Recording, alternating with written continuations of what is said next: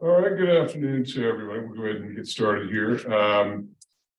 What we're going to do today, I want to give you a bit of a heads up. Here's what we're doing. We're going to go over the first two exams in the course. I know there was some appetite on the part of the course to go over some of these old exams, and so we're going to do that. And we went over exam 3 a couple weeks ago. So today, which is the beginning of the week 15, this is it. This is the last week. So we're going to cover exams 1 and 2, and oops, as I misspelled my exam here, 1X in exams 1 and 2, and then when we come back, the very last day of class is Wednesday, and we're going to review for the final exam. Okay, and so we're going to talk about what to expect, what the parameters are, and what to look for, what to focus on. So that is what we'll do on Wednesday. I don't believe everyone's taken the 4th exam. I would have gone over exam 4, but I knew going into it this weekend actually that we were going to have somebody, at least one person, I think, and maybe actually 2, who are going to have to take that as a makeup. So that's unfortunately the way it is, and it's sort of a trade-off always between allowing people the opportunity to do a makeup, which I do believe, and still believe it's the most fair thing for our students. And being able to give more prompt feedback on exams. So, but I think the exams are available. If there's not, I'll go in after we leave today. I'll go in and make sure that all the exams are available in Brightspace. There may have been one that sort of became unavailable for reasons that I'm not quite sure of, and I try to tweak it a little bit. So I'll look again if I can't figure out why it's not appearing to you all, because I do have something called student view. Right? I can't see everything I see, so it's a little bit of a strange situation, but. I do have something called student view that at least shows what's available. It may not show the same format of things, but it does at least show what's available. So I'll try to make sure that is all those are visible. And so this is your chance, as I mentioned to the class, a couple class sessions ago, that really this is your opportunity to ask questions about anything which has come up that you're unsure about, is unclear. It's been bugging you for a while and whatnot, and we'll go over it because this really goes back to we're going to be going back to some of the material we covered in the very beginning of the class back in January. So, and some of this may not be as fresh as what it was before, and this may be a bit of a good refresher as well for what we're doing on the final exam. So, I'll just take these. The order of these are a little bit different than what you probably see. So, if you're looking and thinking, okay, well, number 10, I want to ask you about later, and maybe look into it a little more. It may not be 10 when I pull it up because the program randomizes these, and so it scrambles them, I think, every time. So. Just maybe think about what the question is asking, what the gist of the question is. It does happen occasionally when people say number 27, and it's something totally different. It's because it scrambles the question. So let's go through these. The first one is the basic difference between micro and macro. And the answer here is that micro concentrates on the behavior of individual consumers and firms, while macro focuses on the performance of the entire economy. So that's the only one that works there. Again, we think of micro, we think of the definition of micro as sort of being the study of markets. I think that's probably the best way to view it, as the study of markets. And so you want to know that's what the difference. And also the focus on individual actors, much more than the focus on big ticket or big variables like we do in macro. Okay, and stop me anytime if you want to. Even anybody who's on the Zoom call, I can hear you, and it's no problem. So the second one, which of the following statements most likely lies within the realm of micro? And the answer is an increase in labor costs will increase the cost of producing another bus. The rest of the aggregate demand, we don't even talk about in this class. Inflation, we don't talk about unemployment really, other than the fact to talk about it in the context of minimum wage laws. That's really it. Those are all macro topics. The only one that we really talk about here, and we do talk about, is labor. We talk about as an input. And what happens with input costs is a big deal in economics, in microeconomics. In fact, labor economics is sort of a subfield of that. So these are going to be available. I don't know if you have to take it. I guess you can't take a picture of it. Screen. So he wants to take a picture. So circular flow diagram activity is a diagram of economic activity. It's a model of goods, services, and payments between households and firms. Okay? That's really all that is. There's nothing about unions. In fact, I didn't really cover unions in this class. And one of the reasons why is I've got to sort of draw the line at some point, just given the time constraints we've got. And it's an interesting topic. I know it's one of the things that when students do reviews in the course, they really expect to hear more about unions. And if you are interested in labor, and that's really the next level econ course, is to get into labor and interactions between labor and management in terms of collective bargaining, wage determination, those kind of things, work rules, inside and outside of those kind of things come up in a 300 level course. It's really a bit beyond what I think we want to cover here. Okay. Let's see, are we on number 3 here, or did I just do that one? No, I just did that, didn't I? Are these already scrambled themselves? Okay. Number 4, which are the best? Well, wait a minute. Oh, did I do? Okay, no, this is a similar question. Okay, which of the following best characterizes the circular flow of income? Remember, we have those 2 flows. That is, businesses buy resources from households. The households use their income from the sale of their resources, i.e. labor, to buy goods and services from businesses. So if you took government out of the picture, you'd still have an economy, and had an economy before governments even existed. That is the idea that there's always been a transfer between producers and consumers, and between workers and employers. Okay? And those are the 2 roles that each actor plays respectively in the economy. Okay. Philosophers, I don't really like this question very much, but it's one that it's you could draw, however you want to construe it, whether it's philosophers or anybody. Philosophers draw a distinction between positive economic states, which we talked about very early on, which describe the world as it is, and normative states, which describe how the world should be. So normative statements are this idea that this is the way things ought to be. And we talk a lot about this, particularly with externalities and market failure in general. And that is the idea of, okay, this is the way things are, but then that's a positive statement. Again, the term positive, which should not be construed as being good news or, positive in the sense of, hey, this is great, but rather it's positive in the sense that it sort of flows in this idea of what's called positivism, presenting the world as it is, scientifically, objectively, measurably. And normative is how things ought to be. Okay, so that's that issue there. Number 6, as depicted in what looks for a model of production possibilities, it's necessary to give up some of one good to gain more of the other good. This is simply the trade-off. Okay, the other models really aren't models at all that we dealt with respect to that particular in that context. Number 7, refer to the figure above. Let's hope it carried. Oh, it did carry. Okay, sometimes these don't stick for whatever reasons because they come from different format initially. But this circular flow model, obviously, you've got this issue going on here where you've got, the frontier is this particular area here, and then you've got inside is inefficient, outside is unattainable. So point G is most inefficient because you're operating well below the maximum capacity, and so in micro terms, we simply call that unemployment. Okay, and that's simply what's going on there. Okay. Number 8, scarcity exists because of what? Well, okay, scarcity exists because of, this is something we talked about very early on, unlimited wants and limited resources. And this is like, I think the very first day of class, we talked about this idea of unlimited wants and this idea that as economic actors, human beings ought, based on by many, by most probably, to be, have unlimited wants, and therefore we keep producing more and more, and we're never really satisfied with what we've got. Okay. Number 9, Gomer decides that to spend an hour playing basketball rather than studying, his opportunity cost is, well, what does he give up by playing basketball rather than studying? The benefit degrades from studying an extra hour. Okay, so we can't say nothing in either case. There's always an opportunity cost. There's almost no scenario you can present that does not present some opportunity cost, because if there's time on your hands or any kind of resource, time being one of them, then you can spend it doing something. So obviously you give up to get, and so as a result, that's what he's losing there as a result of the gain and the benefit from playing basketball. Which is not to say that leisure activities don't have value, but it does represent a trade-off. Okay. All right, the opportunity cost of an action is a subjective valuation that can be determined only by the individual choosing the action. So it's not just by who chooses it, but the fact that they differ.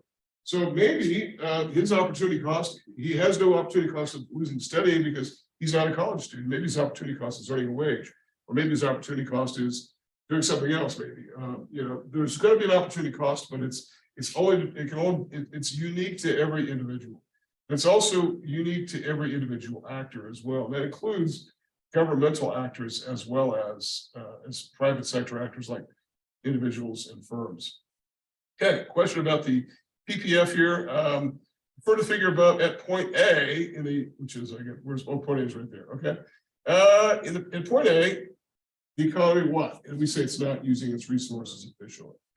because we're saying anywhere along that curve is an efficient point of production, but an underutilization somewhere inside the curve. And again, when we talk about the underutilization of resources, we're talking not only about the idea of labor not being employed, but also other resources. 18-wheelers not moving merchandise, warehouses being not full, all those kinds of things. Okay. Number 12, the downward slope of the demand curve illustrates that pattern that as what? Price rises, quantity demand decreases. We've gone over this numerous times. This idea of the downward slope, the inverse relationship between price and quantity demand. Okay. The nature of demand indicates that as the price of the good increases, buyers desire to purchase less of it. So that's sort of in the reverse, the idea of the demand curve. The less of it as the price goes up. Okay. Number 13, the nature of demand indicates that as the price of good. Oh wait, that's the same one. Sorry, I get my numbers mixed up here, so I'm not really okay. Economists refer to the relationship that a higher price leads to a lower quantity demand as a law of demand. So this is the question that deals with a law of demand. I just stated the law of demand a second ago, but that's really what this relationship is formally depicted as, is the law of demand. And remember that we have very few laws in economics, really only two: the law of demand and the law of supply. And that's everywhere in econ. It's micro, it's macro. And in fact, the law of demand has some violators, and we talked a little bit about that in class. They're not really important. There's so few goods that are such violators. But the law of supply doesn't really have any violators that I can think of. Okay. All right. What's the next one here? In economics, the demand for a good refers to the amount that people will buy at various prices. So remember, how is demand defined? It's identified as the ability and willingness of buyers to purchase goods at various prices and quantities. Okay. So that's really what demand is. And again, we talked about the fact that they buy it because they've got an ability and willingness to buy it. Okay. Ability and willingness both. Okay. The demand curve for a typical good typically has a negative slope because some consumers switch to other goods as the price rises. So remember, one of those determinants of demand was this idea of substitution effect. And this is one reason why buyers buy less of a good as the price goes up. So price goes up and Pepsi, I buy more Coke, right? So as a result, I buy less quantity demand of one good and I buy more of the other because of the fact that I'm able to swap one good for the other. When economists talk about supply, they're referring to a relationship between price received and the quantity supplied. So again, this is sort of the opposite part of the market here. We're talking about the relationship between the price and the quantity supplied, not the quantity demanded. Okay, so that's what that one is about. Nearly all supply curves share basic similarity. Hopefully there it is. They slope and up from left to right. In other words, they're upward sloping. Now remember, I gave you sort of this, I don't know, it's sort of a cheesy mnemonic device that people use, and you can use it or not use it. The demand is downward sloping, D demand down, just down, and supply to the sky is an upward sloping, mnemonic device. And so if you want to use that, you're free to do that. That's the thing that if it helps you, I kind of like mnemonic devices. I'm not sure I like either one of those, but if it works for you, that's great. Okay, when quantity demand decreases in response to a change in price, there's movement along the demand curve. This differs from what? This differs from a shift where there's a shift in the entire function. The curve moves because there's some change in a non-price variable. So remember, movements up and down either of these curves, demand or supply, are in reaction to price changes and only price changes. Okay. All right. Let's see here. We're on 20 now, and this one is the price is the only price where quantity demand is equal to quantity supply. That's the only one where that is equal to one another. Market price is probably a good answer, but it's not the best answer. The best answer is equilibrium price, because that specifically lays out the equality between quantity demanded and quantity supplied. Okay. Refer to the above figure. Okay, it looks like some sort of shift in demand going on here. So using the graph above and beginning at D1, which is where it's in the middle there, right? The shift to D2 would indicate what? Well, it's a rightward shift. It indicates an increase in demand. And I know I keep saying this over and over and over again. And sometimes repetition is the way that people learn. It is. It's just maybe I've been in your seats for a lot of years too, and repetition sometimes works. Hey, to the right, left is the way to think of these, not up and down, particularly since if you think of a supply curve going up, that would be going left, that's a decrease, not up. So increase in demand is a rightward shift. That's what's going on with D1 to D2. Okay. Increase in overall demand. Increase in overall demand. Okay. Let's see here. I think we're on 22. And we have a shift, but then we have a movement from points. Okay. And so from point A to point B is what? Well, that's a movement along the demand curve. It's the same demand curve, so nothing has shifted. You have different, but that's not what's happening here. There's a movement from price from whatever the price is associated point A to point B, so that there's a decrease in the quantity demanded because of the change in price. Okay, so that's all that's going. Remember, movements along these curves are due to price changes. Shifts in the curves are due to something else that's non-price related. Okay. Number 23, if new manufacturers enter the computer industry, then the supply curve shifts to the right. Remember, we talked about the determinants of supply that can cause shifts. These are not related to the price of the good. The price will change. The price is not the causation. The price is the effect, not the cause. So if new suppliers come in, then supply shifts right.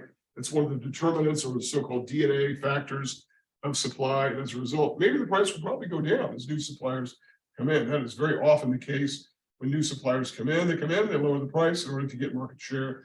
And that is a great thing. That's one reason why a lot of people believe that markets sometimes work efficiently when you have actors taking advantage of these sort of incentives. Okay. Next one, when what? Blank, a firm will supply a higher quantity at a given price and the supply curve will shift right. Well, this is when cost of production fall. So this is, remember when we talked about these determinants of supply, I said that the one that you want to sort of circle, underline, put a star by is the first one that I mentioned, which was cost of production. It is almost entirely responsible for, and it really catches, it's almost entirely responsible for most shifts in supply. Not all, certainly. There are things like competitive factors. If one competitor gets a new piece of machinery, you've got to get a new piece of machinery. Regulatory issues where maybe government imposes regulations, so now you've got to do something differently. If cost of production fall, then that oftentimes leads to a shift in supply, which again is one reason why firms are always trying to keep costs down, sometimes going to rather extreme lengths to do it. Okay. All right. Let me see here. Which one was I on here? I think I keep losing my place. Oh, wait. Okay. Number 24. Okay. Okay. That was just what I just talked about. Okay. I got it. It's when I don't have a number when I close it, I got to remember what these started with. A severe freeze. My God, how many times have we seen this particular scenario? Has once damaged the Florida orange crop. The impact on the market for orange juice will be a leftward shift in the supply curve. This is almost the perfect case of one. Almost every year we hear about some freeze of somewhere that shifts supply of the particular good to the left. And so in this case, that is a leftward shift of supply. So that's what the severe freeze question was about. According to the law of supply, what? There's a direct relationship between price and quantity supply. That is the definition of the law of supply. A direct or positive, direct, whichever you want to say, relationship between the price of the good and the quantity supply of that same good. Okay. Okay. Any questions so far? Am I going too fast here? Or... Okay. Looks like we lost some people on the Zoom. Like, I guess they're, oh, I'll catch the video. So, okay. If an increase in the price of good X causes decrease in demand for good Y, we conclude that what? Okay. Now this goes to what we call cross price elasticity. So remember, elasticity is this ability for the markets to flex given some change. In this case, it's change in the price of a good, the price of good X. Now, if they go in the same direction, basically, I'm sorry, if they go in opposite directions, if the price goes down for good X and demand for good Y goes up, it's a complementary good. Now, why? Well, let's take a look at what the factors are that would cause that particular thing to happen here. And oops, let me try to swivel the camera here a little bit. I was going the wrong direction here. And oh man, all these cameras are, I think there must be a toggle switch that we have to, people keep flipping it. And so as a result, we get the wrong direction. So for a complementary good, I hope this is not too dark. So price of a good has done what? Gone down. Right? So price of good X has gone down, which means what? Well, the quantity demanded for good X will do what? It will go up. Okay. So the quantity demand for good X goes up, and Y is a complementary good. If we're buying more X, we're going to buy more Y as well. And so as a result, what do we got going on here? We've got price of X going down, quantity demand of Y going up. They're going inverse directions, meaning that ratio, that cross price elasticity ratio, is negative, and negative cross ratios means that their goods are complementary. If they're positive, it means they're substitutes. Because if they're substitute, and there may be a question I can sort of elaborate a bit on this a bit more. If the price goes down and by the way, it's going to be the same. If the price goes down, the quantity demand goes up, and only in the case of a substitute, it'll be the opposite direction. If we're buying more of this, then we're going to buy less of that. We're going to buy more of that, we're going to buy less of this because this becomes the substitute that we prefer. The price of X is going down relative to demand for the price of good Y, presumably. So then, and the strength of that relationship then is sort of bound up in the degree, size of that ratio. Okay. All right. Let's see here. So, okay, number 28, buyer's demand. And you have to change the camera back. Oh, you're right. Thank you. Thanks. Okay, I will do that. There we go. All right. Buyer's demand, more ketchup when the price of hamburgers is falling. This would suggest that ketchup and hamburgers are common. Okay. So this maybe is sort of a different way, a little bit less wonky, maybe a little bit more in words, a description of the same sort of phenomenon here. Okay. Those goods are complementary, they have different, and they would end up having negative elasticity ratios. Okay. Okay, number 29, buyers demand more generic goods. During economic downturn, suggests that generics might be considered what? Well, I think this is the term generic here should probably have a big tip off that the goods in question are inferior goods.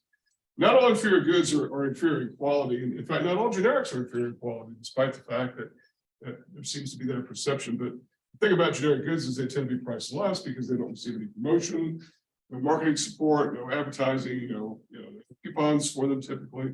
So as a result, they tend to always be less priced less. And so as a result, a good that works in the same direction as income, or demand, I should say, works in the same direction as income, is considered to be an inferior good. Okay. As income goes down, we buy less of the. Opposite income. If income goes down, we buy more of those goods. Income goes down, we buy more of those goods.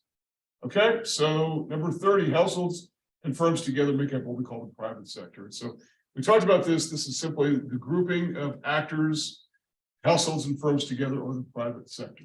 Okay, trucks and heavy equipment operated by construction firms belong to what factor of production? It's capital. And so remember, we went back to the very beginning of class. We were talking about factors of production. We said, okay, any input used in the production of goods and services can be categorized theoretically, I guess, in one of four categories.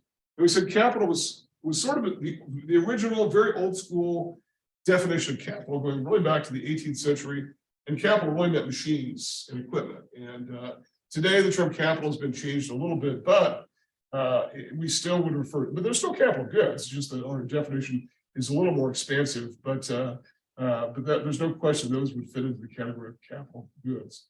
Number 32 is shift to either demand or supply, as opposed to a movement is due to a change in what? Well, we just kind of went over that. Non-price variables. So shifts are due non-price variables. Movements are due to changes in price. Okay. Number 33, the rate of change in one variable in relation to change in another is computed as the slope of a function. This goes back to that appendix A in the text. I went over that a little bit in class. I think it was probably week 2.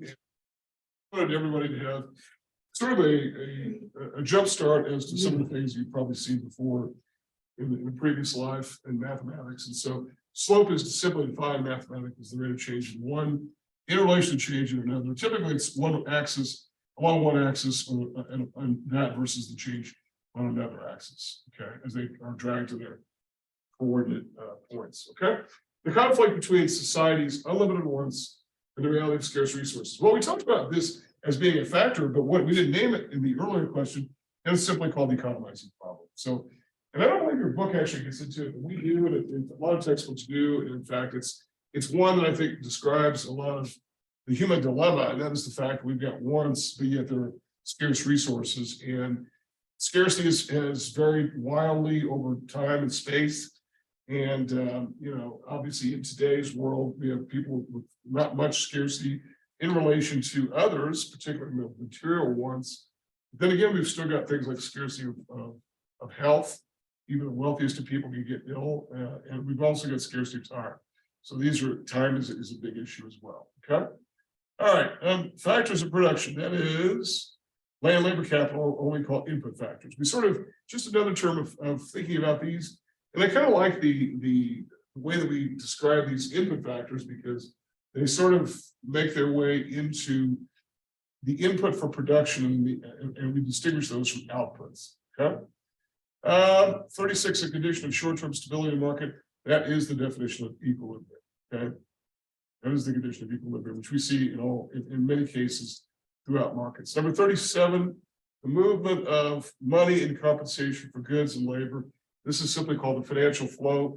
When I drew this on the whiteboard in green arrows, just to sort of make it clear that we're talking about money flows here. Sometimes it's known sort of informally as the money economy versus the red arrows of goods and labor, which I described as the physical flow, although the sort of term that is increasingly popular, particularly in the financial world, is real economy, to differentiate that from the financial economy, which frankly can sometimes have problems. And we've seen this just recently with about 3 banks that failed. Okay, so there are problems sometimes that do bleed over to the real economy, but not always. Number 38, workers decided to retire and will have a lower income as a result. Very common scenario. He or she decides to rent an apartment rather than own a larger home that they had lived in for a while. The apartment is one example of what can be good. It's an inferior good. And the reason why is the key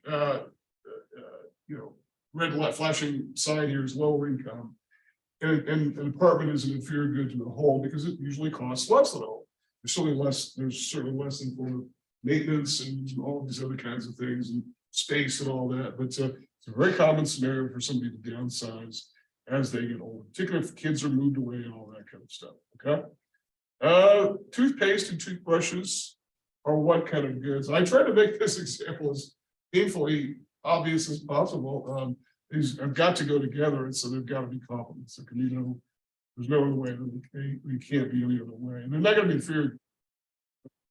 fewer toothbrushes as the economy gets better. That doesn't even make sense. So, okay, the ability and willingness to assume business risk is known as entrepreneurial ability. That was the number 4 in those factors of production. Okay. All right, so that is coverage of the first exam. It's probably worthwhile really to go over these because the fact that some of these kinds of questions, I guess they are. Let me see here. I can look. There's a button I click here where I can see what you see, and I think that there is. I can't recall if it's this class or another. But let me see. Okay. All right. Well, you'll be able to see these. Yeah, these quizzes will pop. I'll have to make these available. Okay. I had a different view the other day. These will be available. I'll make these available before I leave today. Okay, so you'll be able to see those. With the exception of exam. You mean all the tests? Yes. Yes. All the tests. With the exception of exam 4, because exam 4 is still yet to be taken. When it shows up there as being available, it's available to one person, but even if you were to click on it, you wouldn't be able to take it. So if somebody's doing it, it's already the time has already expired on that. So, but it's still showing as visible. But I will make these available. I will. Yeah. All right. Exam 2. Let's go over exam 2 here. Okay, and this covered the next segment of the class. Price elasticity measures what? Responsiveness of quantity demanded to a change in price. Okay, right now we really got into elasticity in this particular section here. So the responsiveness of quantity demanded to a change in price. Price elasticity is defined as what? It's defined as the percentage change. Price elasticity of demand, because there's one for supply as well. It's the percentage change in the quantity demanded divided by the percentage change in price. And we went over a couple of ways to compute that. And if anybody wants me to go over that, I'm happy to do so. Basically, just taking the percentage change in it's a little bit of a complicated or involved equation, but it's no problem to do. But it's one that we compute. We're looking for, and we take the absolute value of that answer, because we don't care whether it's positive or negative. It's going to be negative because of the inverse relationship between price and quantity demand. So we just simply take the positive, and we're interested in its relationship to 1, not 0, like in the case of the other elasticities, but 1. Okay. Next one, demand is said to be what when the quantity demanded is very responsive to changes in price. We said it is elastic. Demand is said to be elastic when the quantity demanded is responsive to price changes. Okay. And that's what demand elasticity is basically about. Demand is said to be unit elastic when the quantity demanded changes the same proportions of the price. Now, remember, I said that I think a lot of economists believe, and I think I'm probably one that is sort of sympathetic to this view, that probably a lot of people believe that take a price of a good, if it goes up by 10%, people demand 10% less of it. And but that's not really the case. The elasticities are all over the place. In fact, we're sort of seeing this now with the inflationary environment that we're in. Prices for a lot of things have gone up dramatically, 30, 50, 70%. And quantity demanded hasn't fallen by those percentages for some of these goods. And so as a result, these goods are somewhat price inelastic. So they're not all as proportional as what that ratio might suggest. So it's really, I guess it's one of these interesting case studies. I say interesting, it's not very fun to anybody to pay higher prices. Nobody's enjoying it, but it does allow us to sort of reaffirm the degree of sensitivity of quantity demanded to price. Okay. All right. When demand is inelastic, consumers are not very responsive to changes in price. And so that's kind of what I was just talking about with regard to the goods, which they've gone up a lot in price, and yet people still continue to buy them. And they buy them when it's inelasticity is because of the fact that these goods are necessities, there are very few substitutes, or on the other hand, it could be a good that is so inexpensive that it's not that big of a deal. In relation to a buyer's income, it's not that relevant. So if the price of matches doubled, you probably, if you noticed it at all, you probably wouldn't have any problem, or something like salt or whatnot. And some of these inexpensive goods have gone up a lot over time. And I know that as somebody who follows companies that make in their pricing decisions, Clorox has raised the price of bleach dramatically over and over and over and over again in the last several years, just the last 10 years. People still buy bleach. So and they buy their bleach. Now there are substitutes. So it's the power of the brand. Again, branding is power. So Billy's Barbershop knows the 5% increase in the price of haircuts results in a 15% decrease in the haircuts. So what's the price elasticity of demand? Well, simply put here, you just simply take the percentage change in the quantity demand, which is given for you 15 divided by the percentage change in price, which is 5. So it's 3. The ratio is greater than 1. So it's price elastic, but we also know from the context. The context of the question, it's going to be price elastic.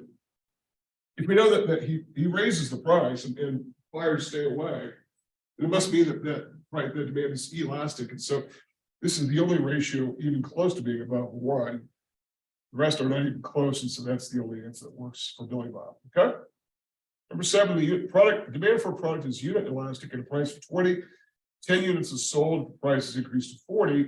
Well, here, it's going to go up proportional. So this one you don't really, I mean, I think I probably told the class to use a calculator, but it's probably one that you can probably just do by looking at it. The price has doubled, and as a result, what would you expect to happen? Well, if the price doubles, we go back to the same ratio, we simply cut it in half, and that is we demand 5 units. And so as a result, it's the proportional response to a proportional change, to one particular change in price. Okay, number 8, 25% increase in the price of breakfast cereal leads to a 20% increase in the quantity of cereal demanded. As a result, what will happen?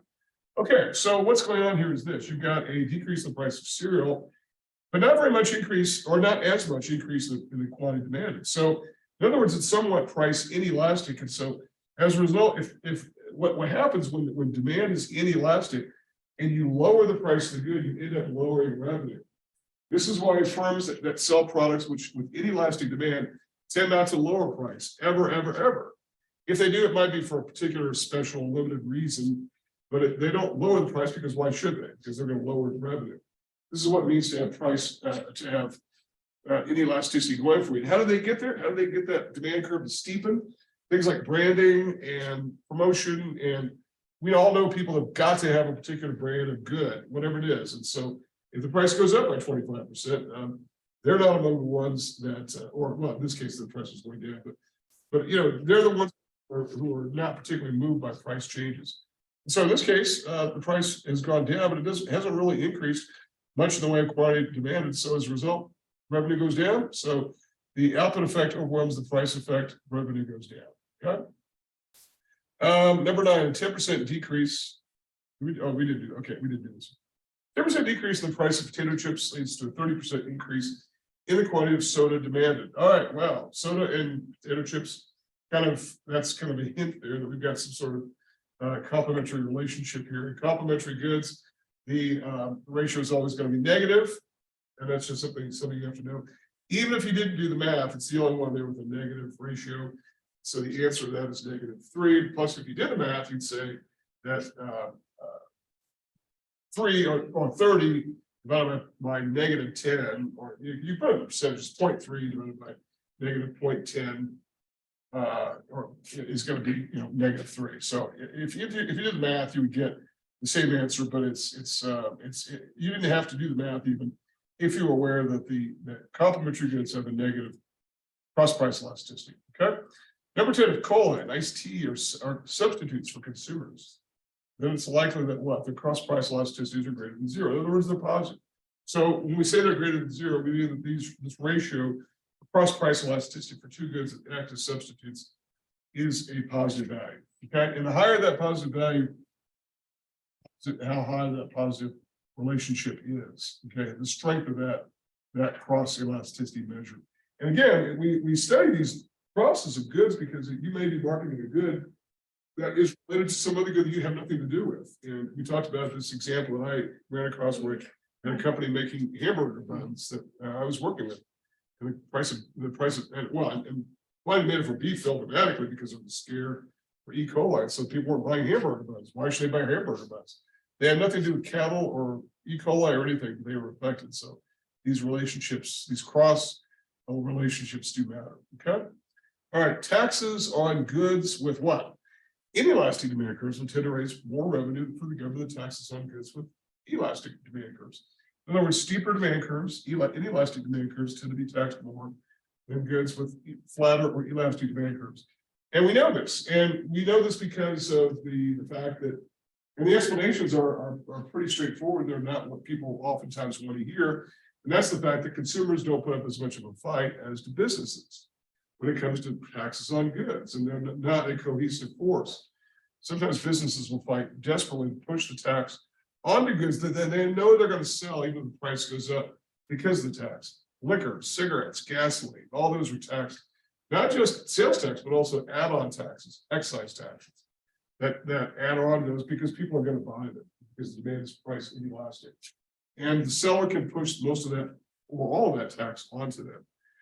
And we occasionally see where these trade councils will run ads on TV that look kind of weird. It's like, why? My wife said, why were they running an ad against a tax on sugar? And I said, well, it's because the sugar makers don't want to pay the tax. And so it was a weird thing about call your congressman about don't tax my cola. They didn't talk about sugar, they talked about cola. And whatnot. Some goods still have some amount of sugar in them and whatnot. So and sugar's used a lot of foods as well. So manufacturers were getting together to say don't tax sugar, which is what they were looking to do. I think it was in the Obama years, and they were sort of on a rampage against sugar. It never actually ended up happening. So okay, all right. The term "what" describes or refers to the additional benefit provided by one additional unit of consumption. This is really the definition of utility. And it's a diminishing function, so that's what that term refers to. Taxes on goods. Oh, I think I covered that one. Never mind. Let's see here. It's this one here. Yes. Okay. So it's related to the one before that. The term "what" is used to describe the common pattern whereby each marginal unit provides less and less utility as the next unit. That's the first unit, and that's diminishing marginal utility. It's one of those functions that we say are diminishing functions. We say they're, and you've all probably heard the term even before this class of diminishing returns. You know, the example I gave was somebody goes to the gym for an hour, that's pretty good. 2 hours, still pretty good, but second hour, maybe not quite as productive. The 18th hour in the gym, it may be negative utility. So these are diminishing functions, okay? The what arises when a change in price causes consumers, or arises when change in price, the blank arises when a price changes because consumers have an incentive to consume less of the good with a relatively higher price and more of the good with a relatively lower price. That's a really pretty long sentence, isn't it? Substitution effect. Yeah, that's not a very great sentence. I probably should rewrite that.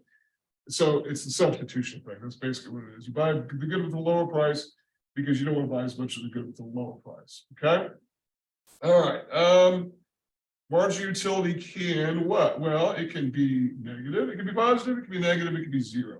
And that kind of goes back to the idea that I was talking about a second ago that you get positive utility from doing something, you can end up getting zero utility, whether it's whatever it is. I've seen heard all kinds of examples, cups of coffee, you know, Cokes, whatever, you drink 3 cups of coffee, and maybe at that point your utility is negative, maybe it's zero, maybe the 4th cup is negative because now you've got the jitters and whatnot. So marginal utility can actually be zero. It is possible to have zero or negative marginal utility. Okay. In terms of micro analysis, what is the function of utils? It's a measurement of utility. It's a hypothetical measure, but it's nonetheless one that we know exists, even though it's difficult to put a figure on. We know it exists because of behavior, and we can measure utils. We can impute their existence because of behavior in terms of people with regard to spending on goods. Okay. In May and June, Tammy spent all her clothing budget on bathing suits and beach bags. Okay. Each bathing suit costs $75. Tammy's optimal choice. Her marginal utility for the last bathing suit purchase is $300. Her marginal utility for the last beach bag purchase is $200. This means that each handbag must cost what? $50. And the reason why is, remember, when we talked about, all you're doing is taking the price over the marginal utility for each good. And if you just simply take the price hasn't changed. It's 75 and what's the other one? 50, I think, right? $75, optimal choice, 300 marginal utility, each handbag. Oh, so that's what you're trying to find. So you're trying to find what the values, what is the value of the price of handbags. And so we're trying to find the point at which price for each good equals over the marginal utility equals. Okay. So in other words, let me go back here and find which direction the camera's got. Oops, went the wrong way again. Okay, there we go. Sorry, this thing is really slow, really slugging along here. Okay, so hopefully this is not too dark. When we talk about the situation, we're talking about the margin utility to price relationship for each good. And remember, when we talked about optimal consumption bundle, we're saying the optimal consumption bundle for every price is theoretically equal, and it's whatever the good in question is. It's good A, good B, good C, and that's really what we call the optimal consumption bundle. And so what you're trying to do is you're simply trying to find the price of one. You've got all the values, you can simply plug them in, and so as a result, the answer is 50. It's the value of the price of that other good.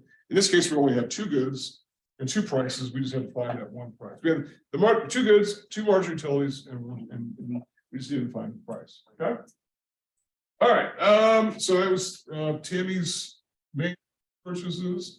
In inferior good is a product of what? Demand decreases as income increases. And so as a result, people buy fewer goods that have that particular relationship. So fewer inferior goods, or they, instead of taking the bus, they buy a car as their income rises.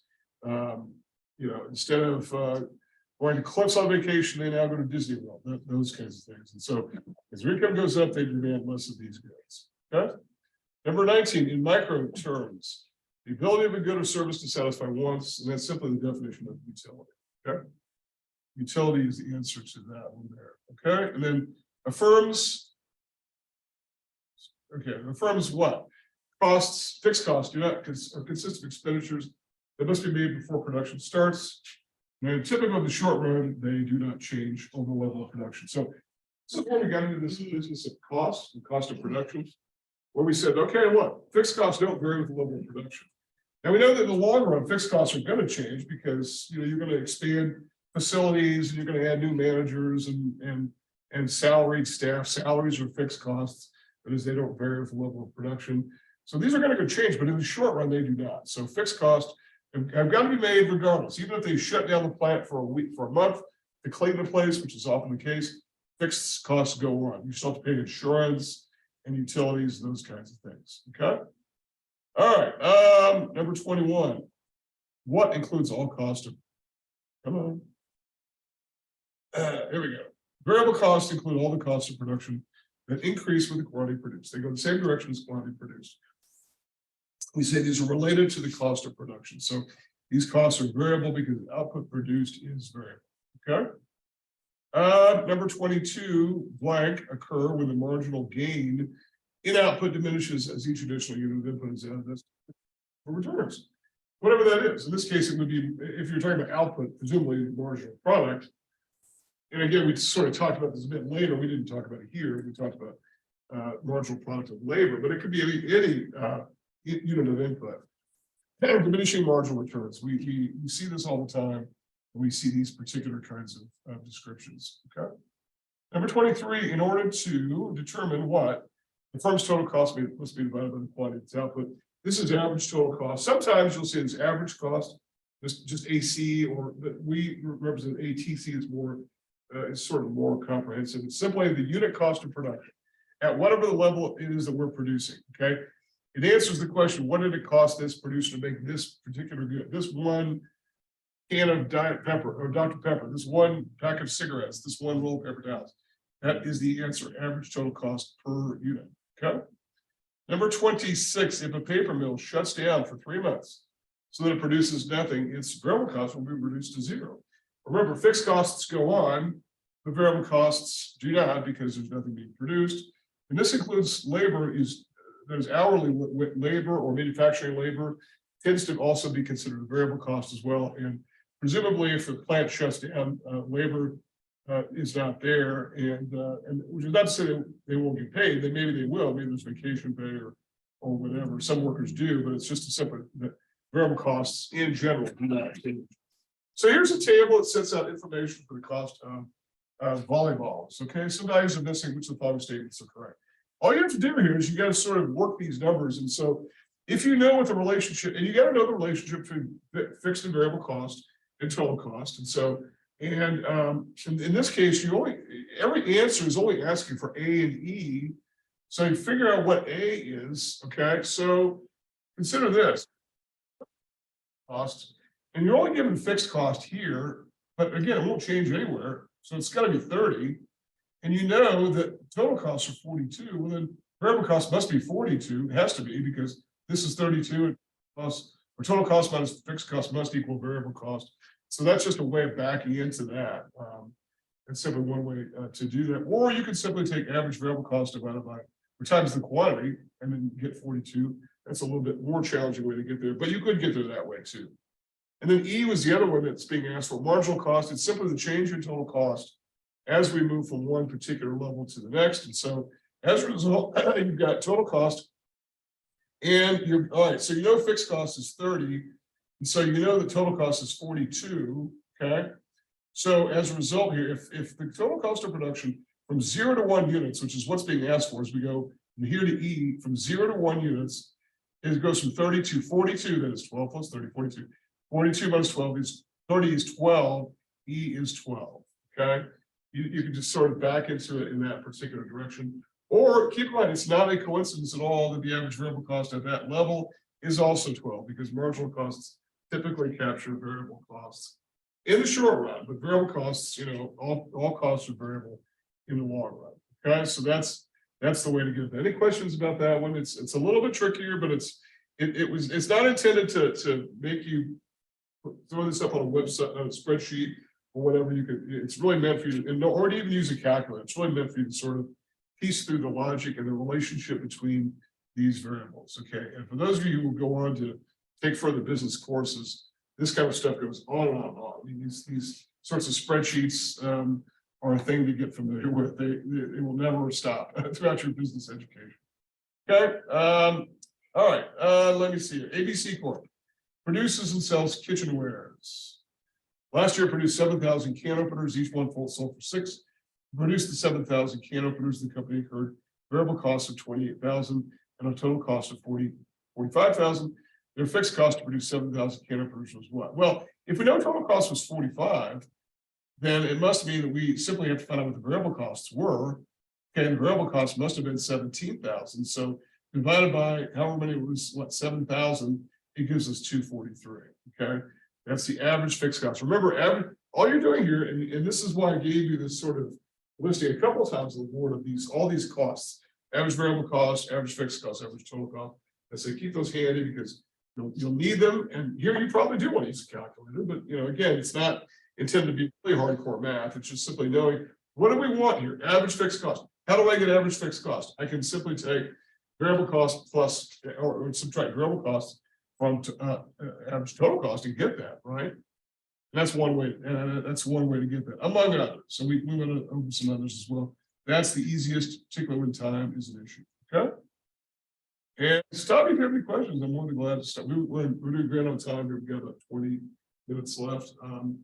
Next one, marginal cost is generally what? Well, it's generally upward sloping because diminishing returns implies that additional units are more costly to produce. Now, remember what was going on with this. They're upward sloping in the sense that it matches, it's sort of the mirror image of the marginal product curve. It's like we took the marginal product curve and flipped it backwards through the board, and we ended up with a mirror image of the marginal product curve, which is the marginal cost curve. Okay, so upward sloping because diminishing marginal returns from production. Okay, for the diagram above. Okay, well, this is a very common layout that we saw in the class. Marginal cost, average fixed cost goes down, down, down, down, down. Average variable cost, average total cost. Again, ATC or AC, whichever. This corridor between them gets smaller. That's the difference between those two is average fixed cost, which we know goes down. Well, the difference between those is represented by the diminishing distance between those two. So the question is here, what? Based on the information, which of the following is correct? Well, the one is the transition point where marginal cost is pulling down and pulling up average cost always occurs at the minimum point. That is true. And it also, and by the way, it also occurs here with average variable cost. That is, marginal cost is rising, rising, rising. Now keep in mind, it's falling, falling, falling. So it's bringing, not this one, this is, average fixed cost is independent. Just forget that one is there. This, it drags this one down and this one down as marginal cost is falling. Marginal cost begins to rise, but it takes time to catch up. Once it bottoms out, the slope is zero, drags it up with it as it goes along its merry way. Same with average cost, hits the bottom point, it's, in other words, slope is zero, marginal cost continues on and it goes up.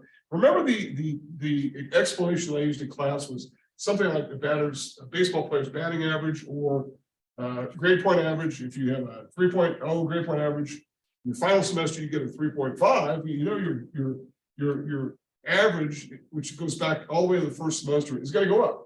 You don't know how much. It's going to not go up as much as it happened earlier on, but it's going to go up simply because of the fact that total now is dragging the average up. In other words, what we say about one of the relationships that we said about the marginal is the marginal drives the average. The marginal drives the average. Okay. Let me see here. Costs which represent accounting costs are simply explicit costs. So we talked about these as being not including opportunity costs.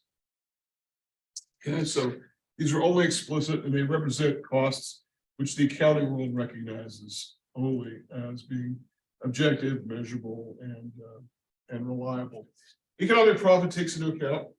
This is what differs. This is what makes accounting profit differ from economic profit, is the sense that not only does economic profit take into account these accounting or explicit costs, but also the implicit or opportunity costs. Okay, so the best answer there is implicit or opportunity costs because they take an additional layer of cost, which means that if there's an additional layer of cost profit calculation, economic profit is going to be less than accounting profit. Okay, the condition which a firm experiences a long run decreases in average total cost as the volume of output increases is known as diseconomies of scale. And this topic of diseconomies of scale comes up again and again in micro because we got into this even a bit later. We started talking about market structure and explain why some industries only have one producer, and they call it natural monopolies because they're so far out on their producing such huge volumes that it costs very little. And any one producer that comes in just simply ends up pushing demand for everybody back up along that cost curve. And it makes no sense for anybody to come into that market. Okay, particularly a market that's already very regulated because it is a monopoly. Okay. The demand curve for a life-saving drug, and we sort of went big with the example here of life-saving drugs that can't be anything but inelastic. And if you just know that the slope of demand curves, which are inelastic, are steep and they're flat for elastic demand curves, that is what's being asked for there. So steep demand curves are price inelastic. Ones that are completely vertical are what we call perfectly inelastic. That is, they have no connection with changing the price. People demand the good, whatever that good in question is. Okay. Number 35, because margin utility declines, and we know it does, it's a diminishing function. So, and that's simply the answer. We know that it declines so that as we first cup of coffee today is pretty good, second, still pretty good, third, okay, that was good. It's going down, down, down, down, down. Margin utility declines, declines, declines. Okay, all right. The optimal consumption bundle, I just went over this a second ago, is one in which the goods, for all goods in the bundle, margin utility per dollar, as expressed in that equation, margin utility over price is equal, or theoretically equal, right? This is why we're willing to pay higher prices for some goods. They give us more utility. There's also in economics something known as the diamond water paradox. Why are we willing to pay vast amounts of money for a diamond?